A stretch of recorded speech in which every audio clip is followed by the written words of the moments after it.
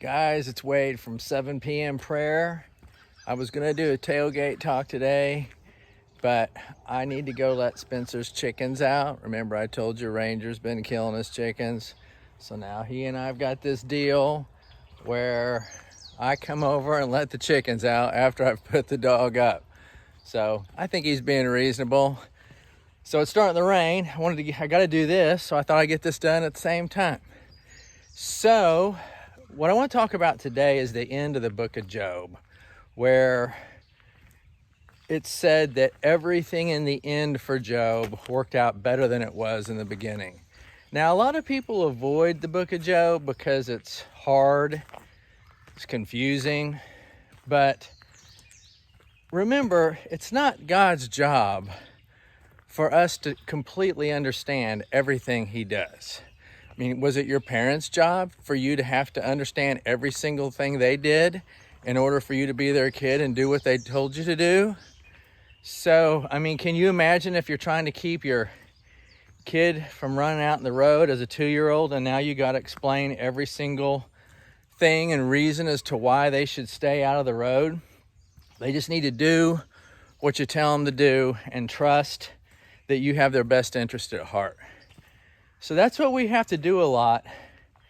Look at that. Spencer's got a cat. I'm surprised it doesn't get after those chickens. Anyway, so the bottom line is God doesn't have to explain himself to us with every single thing that he does. If we're going to have faith, then we're going to honor some of what he tells us to do simply for the sake that we have faith, and we're going to trust that he has our best interest at heart. So the bottom line is that in the end, Job learned some important lessons. He learned about God, and things ended up working out better for him than in the beginning. So as to how it all worked out the way that it worked out, and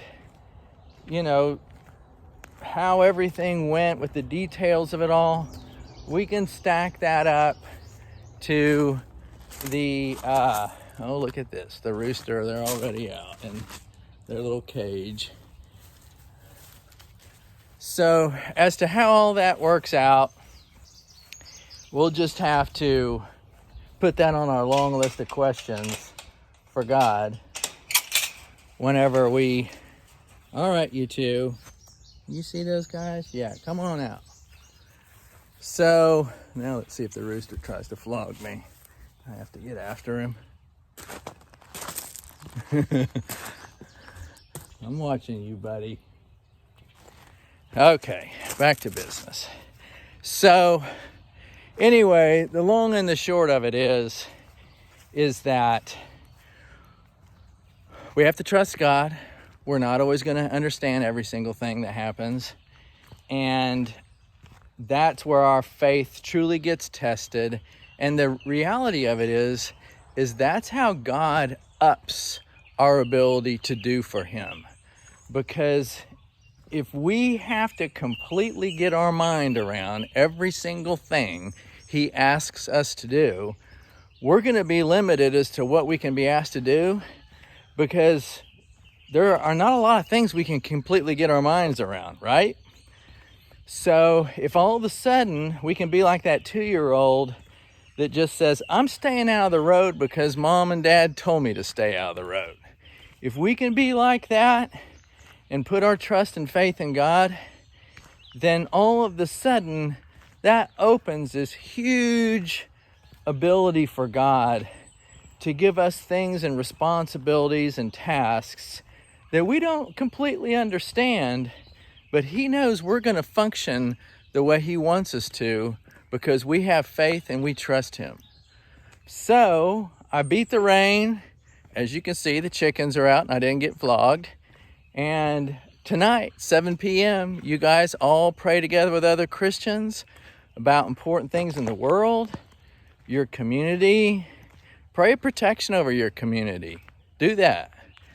Your family, all of it. It's exciting to see what can happen over time when Christians are praying together about issues at hand and in unity. All right, you guys, I appreciate you.